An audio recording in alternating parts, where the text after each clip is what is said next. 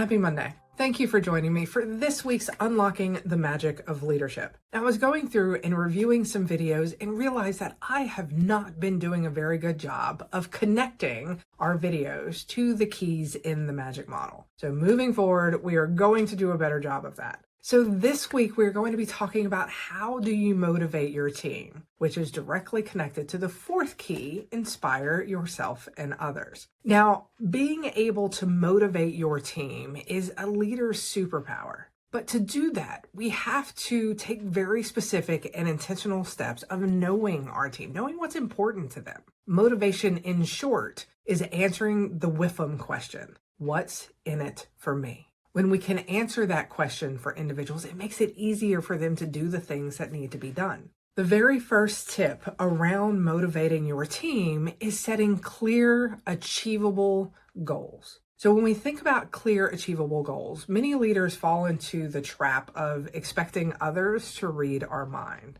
We say, hey, we need you to do this by this date. We don't give any other information. If they ask questions, we may even say, you got it, figure it out. And then when it's turned in, we're like, what is this? This is not what I needed at all. Instead of in the beginning saying, okay, let's have a conversation about what this should look like. You're not telling them how to do it. You are giving them what the results should look like so that when y'all meet back together, you both know that what that person is delivering is what you're looking for. Maybe adding in checkpoints. Do this especially in the beginning if you're with a new team or a new employee that doesn't know you very well. Because just because I say picture a dog doesn't mean that you're going to picture the same dog that I am. While it seems like very clear conversation, picture a dog. You may be picturing your golden retriever that you had when you were 12. I'm picturing my 13-pound pug chihuahua mix. Two different results, the same request. All right, so the very first tip is one of the most important, set clear, achievable goals and have conversations to make sure that it is as clear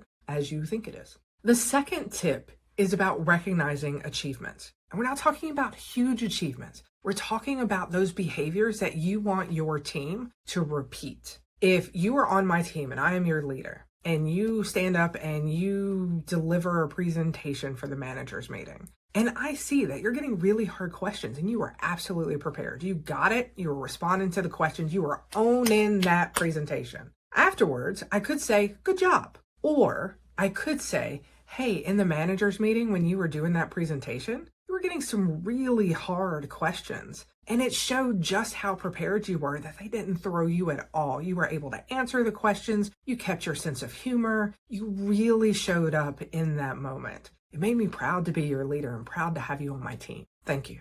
All right, first one, you're like, great, okay. The second one, you know exactly what it is that I noticed that made me proud. And I told you that I'm proud of you. For many of us, that's going to be like, oh, that means a lot. Thank you. And so thinking through when we consider those achievements, to you, it may be that's part of their job. Okay, do you want them to continue doing it again in the same way? Then recognize those achievements. Give that positive feedback. We are starved for feedback, both positive and constructive. We tend to get the constructive feedback. We rarely get valuable, positive feedback.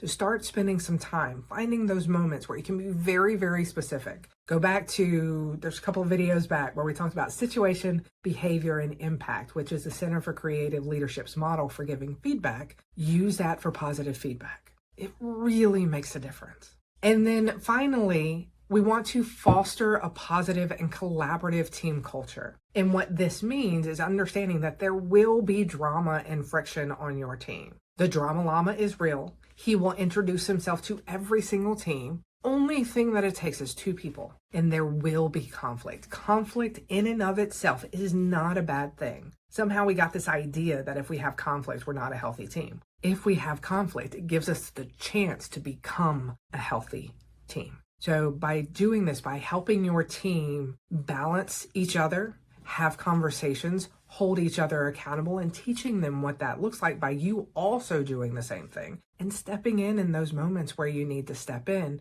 you'll begin creating that positive and collaborative team culture. When we feel a part of something bigger than ourselves, we feel more motivated to do more, to be more effective. So as we're going through and considering motivating your team, start with these 3 steps.